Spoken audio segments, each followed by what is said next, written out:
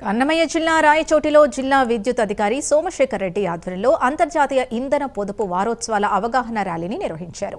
ఈ ర్యాలీలో జిల్లా రెవెన్యూ అధికారి మధుసూదన్ రావు పాల్గొన్నారు. విద్యుత్ కార్యాలయం నుంచి నేతాజీ కూడలి వరకు ర్యాలీ సాగింది. విద్యుత్ పొదుపు చర్యల్ని పాటించి డబ్బుల్ని ఆదా చేసుకోవాలని ప్రజలకు మధుసూదన్ రావు సూచించారు.